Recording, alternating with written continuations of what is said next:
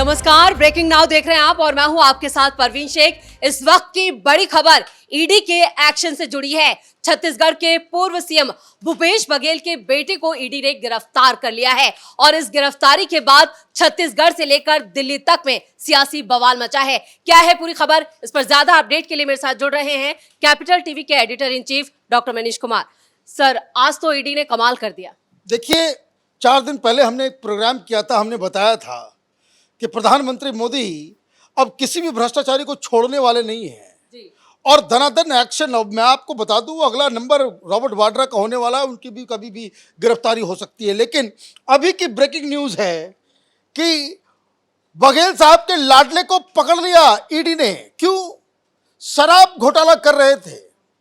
जब इनको लगा कि दिल्ली में एक शहंशाह बैठा हुआ है जो कहता है कि कट्टर ईमानदार हैं, वो शराब घोटाला कर सकता है, तो हम क्यों नहीं कर सकते। तो छत्तीसगढ़ में जब ये मुख्यमंत्री थे, इनके बेटे, इनके अधिकारी, इनके तमाम लोग एक सिंडिकेट बनाया और फर्जी होलोग्राम, मतलब पता ही नहीं कि कितना सरकारी टैक्स आएगा नहीं आएगा, नकली बोतल, असली शराब, असली डिस्टिलरी, असली दुकान, लेकिन होलोग्राम नकली, मतलब माल जो टैक्स का जाना चाहिए सरकार के खजाने में, वो सीधे सीधे इधर जा रहा था, इनके जेबों में जा रहा था। और इसलिए ईडी ने 5वीं चार्जशीट डाली, 5000 पेज की, और कुल मिलाकर के 29 फाइलें हैं और उसके बाद इनको गिरफ्तार किया गया है, क्योंकि बताया जा रहा है कि यही इनके किंगपिन हैं। एक बात समझ लीजिए, सीधी सीधी बात, कोई चिंदी चोरी वाला काम होता है ना जी, 5 लाख, 10 लाख, 12 लाख, इस तरह का घोटाला, इस तरह की चोरी, तो ये अधिकारी करते हैं लोकल लेवल पे। मामला 100 करोड़, 200 करोड़, 1000 करोड़, ये तो 3200 करोड़, 3200 करोड़ का घोटाला हो गया। और जब इतना बड़ा घोटाला होता है तो ये समझिए कि बिना चीफ मिनिस्टर के दफ्तर के जानकारी या उनकी मिली भगत के बगैर इस तरह का कोई भी घोटाला नहीं हो सकता। लेकिन आज ये भी है कि चैतन्य बघेल का आज बर्थडे था, जन्मदिन था उनका, और उस मौके पर उनकी गिरफ्तारी। देखिए, यही तो है डिवाइन जस्टिस। भाई, आपने अपने राज्य को लूटा तो आपको ये थोड़े देख करके छोड़ दिया जाएगा कि आपका बर्थडे है, कल पापा का बर्थडे है, कल मम्मी का बर्थडे है, एनिवर्सरी है। ईडी तो अपना काम करेगी ही। लेकिन हुआ क्या? हुआ ये है कि घोटाले में ये पूरी की पूरी कांग्रेस पार्टी, और ये कांग्रेस पार्टी तो जहां रहती, बिना घोटाले के तो इनको चैन ही नहीं मिलता, खाना नहीं पचता। इस घोटाले में रंगे हाथ ये लोग पकड़े गए हैं, क्योंकि ईडी ने जो चार्जेस लगाए हैं वो इतने कायदे और सारे सबूतों के साथ, जो इनका किंगपिन है, वो कोई एजाज नाम का, अनवर नाम का, जिनके जो इस पूरे घोटाले को मैनेज कर रहा था, उसके घर में जब छापेमारी की गई तो नकली होलोग्राम शराब की बोतल के ऊपर वो एक स्टिकर होता है, एक होलोग्राम लगाया जाता है, जिससे ये पता चलता है कि वो सरकारी है, असली है। और इससे जो टैक्स का जो पैसा है, मतलब 50% के आसपास, नॉर्मली हिंदुस्तान में हर शराब की बोतल जो आप खरीदते हो 50-40% के आसपास जो है वो राज्य सरकार के खजाने में जाता है। As a tax, excise duty on alcohol जो है वो इसी रेट पे लगाया जाता है। मालूम चलता है कि इन लोगों ने एक मिली भगत की, जो ईडी की चार्जशीट बता रही है कि there were malpractices at 3 level, 3 level पे ये काम किया गया। पहले आप समझ लीजिए कि ये पूरा का पूरा बवाल कैसे मचा। 2019 से ये शुरू हुआ, 2023 तक ये चला, फिर इनकी सरकार चली गई। मामला पहले से ही आ रहा था। अब क्या हो रहा था? हो ये रहा था कि ये जो कहीं भी जो शराब का डिस्ट्रीब्यूशन होता है वो सरकार की नज़रों में होता है। सरकार तय करती है कि कौन सा डिस्टिलरी होगा, कहाँ बॉटलिंग होगी, कैसे कैसे वो दुकान दिए जाएंगे, उसके कौन डीलर्स होंगे, ये सब लाइसेंस दिया जाता है। और उसमें तो घूसखोरी चल ही रही थी। लेकिन इन लोगों ने कमाल ये कर दिया कि डिस्टिलरी से अगर मान लीजिए 1000 बोतल्स आ रही हैं, वो बाकायदा दुकानों पे जा रही है, बिक रही है, तो 1000 बोतल के ऊपर टैक्स भी सरकार को आएगा।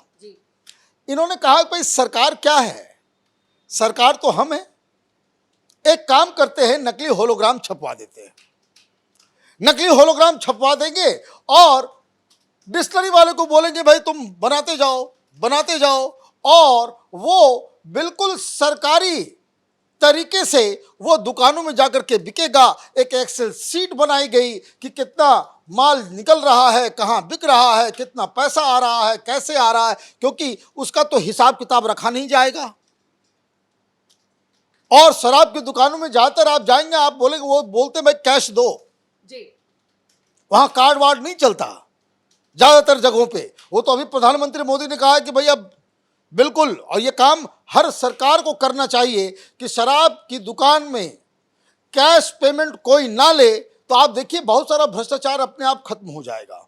तो खैर ये काम किया गया। तो 2019 में वो जो ये लोग ने शुरू जो किया, 200 ट्रक, 8 कुल मिलाकर के 800 पेटी और 200 ट्रक, माने एक ट्रक में 800 पेटी जाती थी, और उसकी कीमत जो है वो 2840, ये पैसा आना चाहिए था सरकार के पास टैक्स के रूप में। लेकिन इन लोगों ने फर्जी होलोग्राम बनाया और ये ट्रांसफर होना शुरू हो गया। लेकिन आज ईडी जिस तरह से आई थी वो पूरी तैयारी के साथ आई थी, और कई सवाल ऐसे थे जिसका जवाब चेतन ने नहीं दिया। ये क्लियर हो चुका है, ये ओपन एंड शट केस है, इसमें कोई तैयारी की आवश्यकता ही नहीं, क्योंकि ये लोग तो ऑलरेडी गिरफ्तार हो चुके, पकड़े गए, मोडस ऑपरेंडी पकड़ा गया। अब इसमें इन लोगों ने 800 ट्रक सप्लाई करना शुरू किया, जिससे जो इनिशियल कैलकुलेशन हुआ वो 2174 करोड़ रुपए का घोटाला बताया गया। लेकिन जब यह कार्रवाई शुरू हुई, जब और जांच आगे बढ़ी, तो मालूम चल रहा है कि 3200 करोड़ रुपए का घोटाला इन लोगों ने किया है। क्या, कैसे कैसे किया, तो 3 लेवल मैंने बताया। सबसे पहला काम ये किया कि अरुणपति त्रिपाठी, इनको ये सारी चीजें, ये CSMCL, ये जो है छत्तीसगढ़ का वो, और ये जो जहां से ये सारे शराब का डीलिंग होता था, इसका जो है चीफ बना दिया किसको, अरुणपति त्रिपाठी। अब ये AP त्रिपाठी साहब जो हैं, इनका अपॉइंटमेंट कैसे हुआ जी? कौन कराया? बिना CM के दफ्तर से तो इतना बड़ा अधिकारी को आप वहां पे नहीं बिठा सकते। अब इन्होंने क्या किया, इनको बिठाने वाले कौन, तो ये जो सिंडिकेट जो बना, ये सिंडिकेट, ये अनवर और एजाज नाम के 2 व्यक्ति इसको, इस सिंडिकेट के प्रमुख जो किरदार हैं। अब इन्होंने क्या किया कि अरुणपति त्रिपाठी ने जहां होलोग्राम बनता था, जिसका नाम जो है वो होलोग्राम बनाने वाली कंपनी जो सरकारी जो असली होलोग्राम बनाते थे, उनको बुला करके कहा कि एक काम करो, तुम अब नकली भी बनाना चालू करो। भाई होलोग्राम जो है वहीं से बन रहा है, जो नकली होलोग्राम है और असली होलोग्राम है दोनों एक जैसा है। और इस एजाज के घर पे जब छापेमारी की गई, तो आनन फानन इसने जमीन के अंदर जो है, अपनी बाड़ी के अंदर जो है वो जमीन में दबा दिया। ईडी वालों को वो हाथ लग गया, एक्सेल सीट पे वो सारी चीजें की जाती थी। तो ये जो एजाज और ये अनवर, इन दोनों को सबसे पहले गिरफ्तार किया गया, और उसके बाद ईडी की पूछताछ में इन्होंने एक के बाद एक परत जो है वो खोलना इन्होंने शुरू कर दिया। तो ये देसी शराब हो या विदेशी शराब हो, दोनों के ऊपर ये लोग कमीशन जो है वो अनवर के पास आता था, एक्सेल सीट होता था, और हर जगह इसे पहुंचाया जाता था, और माल जो है मुख्यमंत्री जी के बेटे तक भी पहुंचता था। और इसीलिए इनकी गिरफ्तारी की गई है। क्यों? क्योंकि इसमें कुछ CM ऑफिस के भी अधिकारियों की संलिप्तता है जी। ये सारे लोग जो है मिलकर के, क्योंकि ये इतना बड़ा ऑपरेशन, नकली शराब रॉन्ग होलोग्राम के साथ पूरे राज्य में ट्रक जा रहा है, दुकान पर उतर रहा है, ये ऐसा थोड़ी होगा कि लोगों को मालूम ही नहीं होगा। ये दिन दहाड़े ये काम ये लोग कर रहे थे। तो ये मामला हुआ। सेकंड पार्ट इसका क्या था कि अनवर अरुण त्रिपाठी के सिंडिकेट ने देसी शराब और अंग्रेजी शराब के होलोग्राम को बनाकर दुकानों में बेचे और सीधा सीधा नुकसान पहुंचाया। ये काम इन लोगों ने किया। एक और जो इसमें इन लोगों ने किया कि किन किन डिस्टिलरी वालों को बात करना है, कहाँ कैसे क्या करना है, किसको लाइसेंस देना है, किस तरह से दुकानों को भी लाइसेंस देने की, इन सारी चीज़ों में इन लोगों ने रेट फिक्स कर दिया, अपने लोगों को यहाँ पे इन लोगों ने बिठाया। अब डिस्टिलरी से लेकर के ट्रांसपोर्टेशन तक जिन जिन लोगों को इसमें शामिल किया गया, उससे भी इन लोगों ने बाकायदा घूस ली। 3 शराब बनाने वाली कंपनियों को जो है ठेका दिया गया। इसमें केडिया ग्रुप 52% शराब बना रहा था, भाटिया ग्रुप 30% और वेलकम ग्रुप 18%। ये सारे लोग इस पूरे घोटाले में शामिल नजर आ रहे हैं। चार्जशीट इतना, इसको ये समझिए कि डिटेल में 5000 पेज है। और जब सब कुछ हो गया, देखिए it is not easy for CBI और ईडी कि आप इतने बड़े आदमी को गिरफ्तार कर लें until unless you have solid proof.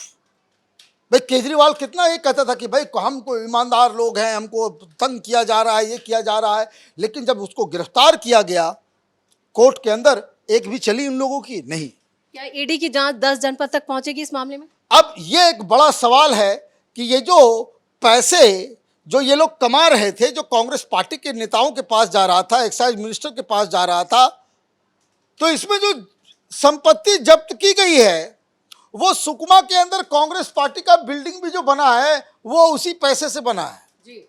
ये ईडी दावा कर रही है। मतलब कांग्रेस पार्टी की बिल्डिंग बन रही है, तो इसका मालिक कौन है? इसका मालिक तो गांधी परिवार है। वहां बिल्डिंग बन रही है, पैसा कहां से आ रहा है, कौन दे रहा है, ये तो राहुल गांधी, सोनिया गांधी की जानकारी में तो हो गई बात।